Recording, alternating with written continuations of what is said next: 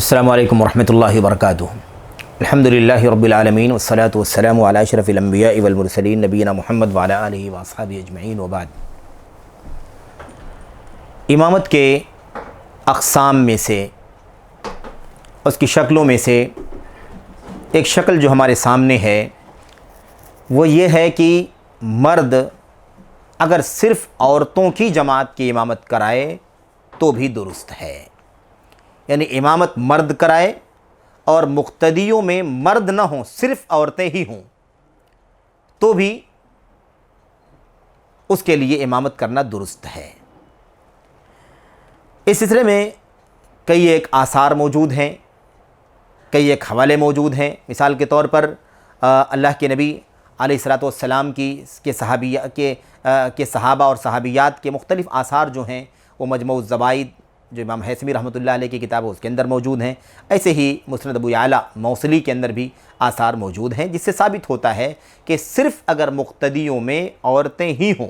یعنی مقتدی مرد نہ ہوں بلکہ مقتدیات ہوں، خواتین ہی ہوں، تو بھی ان کی امامت ایک مرد کر سکتا ہے۔ دیکھیے، اس سلسلے میں ایک بات تو عام ہے، وہ یہ ہے کہ جیسے جماعت مردوں کی ہو، عورتوں کی ہو اور ان کی امامت مرد کرائے تو یہ درست ہے، اسی کے تحت یہ بھی شامل ہے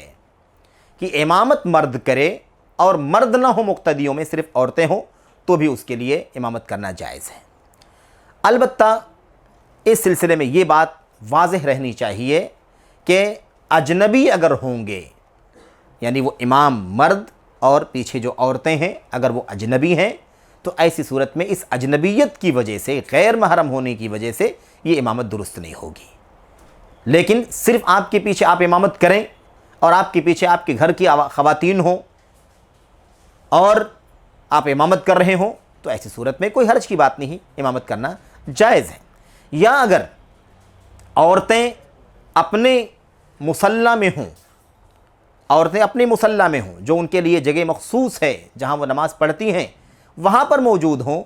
اور امام جو ہے وہ اس دائرے سے آگے کھڑا ہو جہاں پر اختلاط، جہاں پر خلوت کا کوئی مسئلہ نہ ہو، تو ایسی صورت میں بھی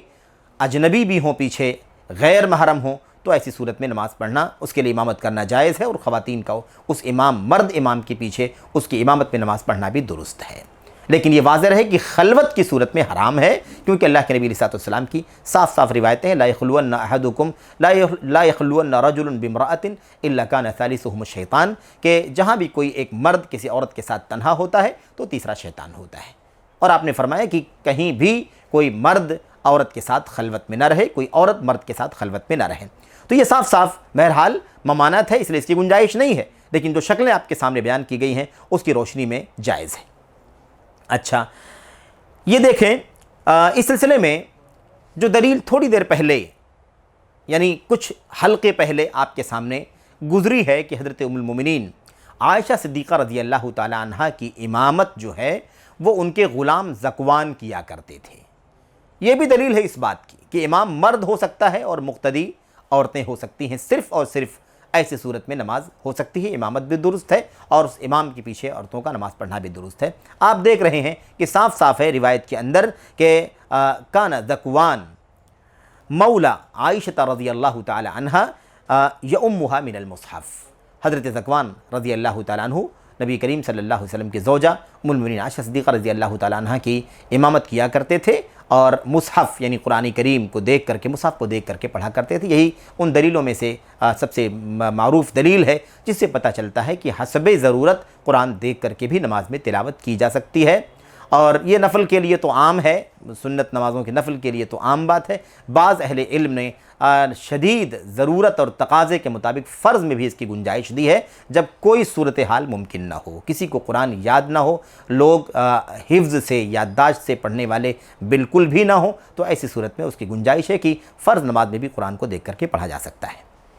جیسا کہ اس سلسلے میں اہل علم کے فتاوی موجود ہیں۔ بہرحال میرے بھائیوں، تو یہ ایک مسئلہ تھا، ایسے مسائل پیش آ جاتے ہیں بسا اوقات، اور اس وقت الجھنیں ہوتی ہیں، اشکالات پیدا ہوتے ہیں۔ یہ دلیل ہے، یہ جو آثار کی طرف اشارہ کیا گیا مسند ابو یعلا موصلی کے اندر اور دیگر کتابوں کے اندر، یہ آثار بھی دلیل ہیں، اور اس کے علاوہ جو باتیں آپ کے سامنے رکھی گئیں ام المؤمنین عائشہ صدیقہ رضی اللہ تعالیٰ عنہ کے حوالے سے کہ ان کے غلام ذکوان امامت کیا کرتے تھے، یہ اس بات کی دلیل ہے کہ ایسا کرنا درست ہے۔ البتہ خلوت ہو اور غیر محرم لوگ ہوں، امامت کے کرنے والا الگ ہو، محرم نہ ہو ان خواتین کا جو اس کے پیچھے نماز پڑھنے والی ہیں، تو ایسی صورت میں نماز پڑھنا، امامت کرنا درست نہیں ہے، ورنہ درست ہے، جائز ہے۔ اللہ سے دعا کرتے ہیں کہ اللہ عز و جل ہمیں اور آپ کو یہ مسئلہ سمجھنے کی توفیق عطا فرمائے اور اس طرح کے حالات میں عمل کرنے کی توفیق عطا فرمائے، آمین یا رب العالمین۔ والسلام علیکم ورحمۃ اللہ وبرکاتہ۔